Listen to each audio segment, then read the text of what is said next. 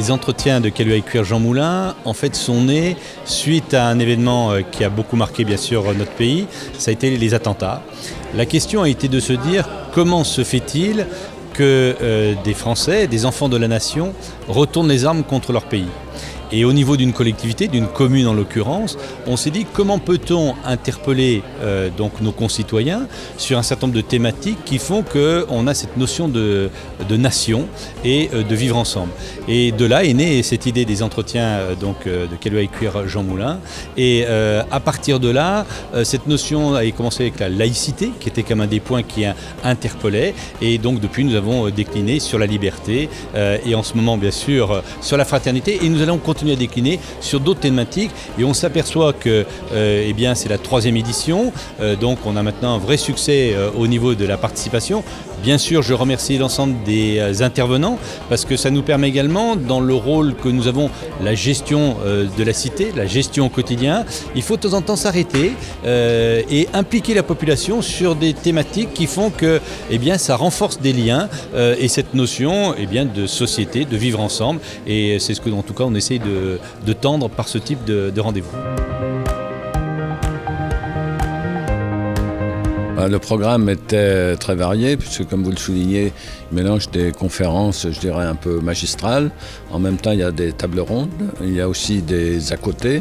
Et puis, il y a, je dirais, 2 soirées avec l'une, la projection d'un film qui illustre le propos concernant la fraternité, et l'autre soirée, une pièce de théâtre. Alors, pour revenir sur ces différents points, bon, les conférences, on a eu 3 conférences ce matin consacrées au même thème de la fraternité, avec 3 intervenants, 2 philosophes, l'un Camille Riquier qui est un spécialiste de Bergson, qui a parlé de la notion de fraternité par rapport à liberté et égalité dans les propos, dans les derniers ouvrages de Bergson notamment.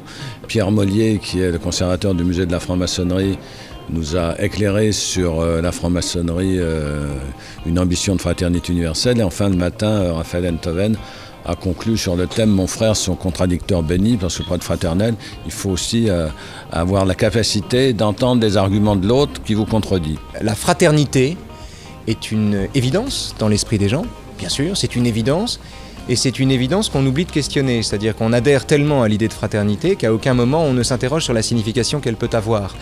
Et donc moi j'ai essayé, avec les petits moyens que j'ai, de situer 2 possibilités de penser la fraternité, 2 chemins pour penser la fraternité. Le premier, c'est l'idée camusienne selon laquelle un homme, et le métier d'homme, impose d'être capable de souffrir des douleurs qui nous sont épargnées, ce qui me semble une chose fondamentale, c'est-à-dire la solidarité du solitaire, ce qu'il appelle le solidaire solitaire, premier chemin vers la fraternité, et plus important peut-être encore, la différence qu'on fait entre l'opposition et la contradiction, c'est-à-dire le dialogue comme condition de la fraternité. Or, dialoguer n'est pas si simple. Il ne suffit pas pour dialoguer d'échanger. Pour dialoguer, encore faut-il penser contre soi-même et faire aux arguments de l'autre toute la place qu'ils méritent. Et c'est cette ascèse du dialogue et de la rhétorique que je désigne, enfin qui me semble être le ferment, les linéaments de la fraternité dans une société comme la nôtre. Je trouve qu'au niveau de la municipalité, c'est vraiment une initiative exceptionnelle et à reconduire parce que beaucoup de gens en tirent énormément de profit. Je redécouvre la pensée de nos philosophes et ça c'est très stimulant et justement leur divergence apporte beaucoup de choses parce que cela permet de réfléchir.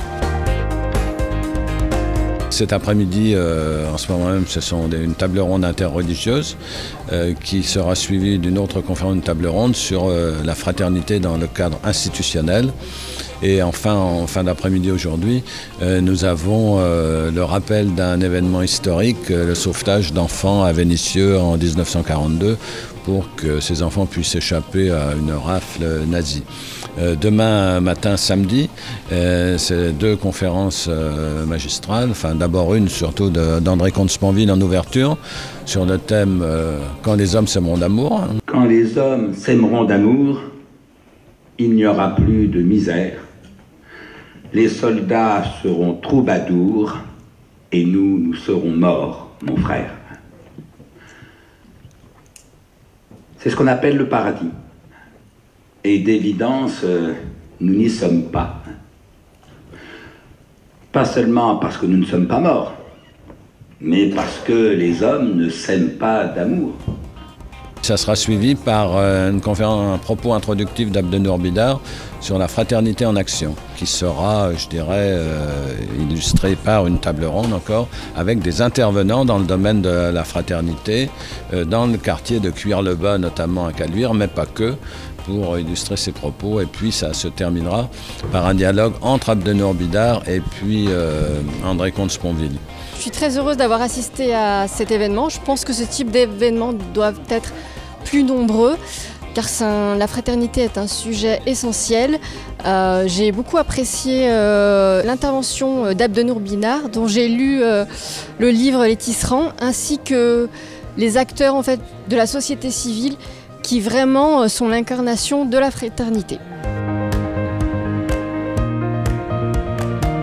À côté de ça, on a des apartés, des cafés Fido dans l'espace du Radiant pendant la durée de la conférence.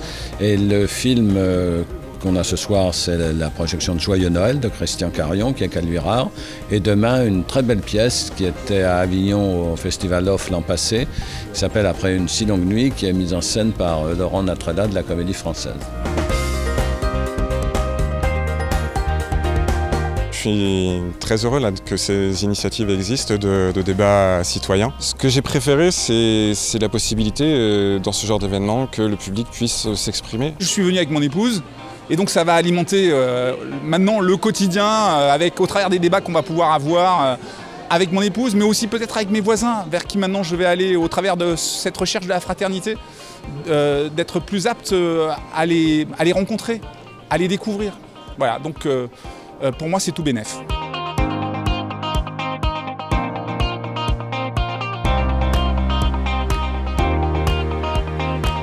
Alors ça concerne la citoyenneté qui, liberté, égalité, fraternité, citoyenneté, c'est-à-dire que c'est bien d'avoir des grands principes, c'est bien d'avoir une réflexion philosophique importante, de partager un certain nombre d'échanges, mais après, quelle est la traduction dans le comportement d'un citoyen? Comment le citoyen peut également être acteur de cette vie ensemble? Et finalement, c'est quelque chose qui nous ramène à du quotidien, c'est-à-dire qu'il est important d'avoir une réflexion au départ, mais après, il faut que ça se traduise dans les actes, et c'est un petit peu l'objectif que nous aurons l'année prochaine à l'occasion, eh bien, écoutez, des 4e entretiens de Quai Cuire Jean Moulin.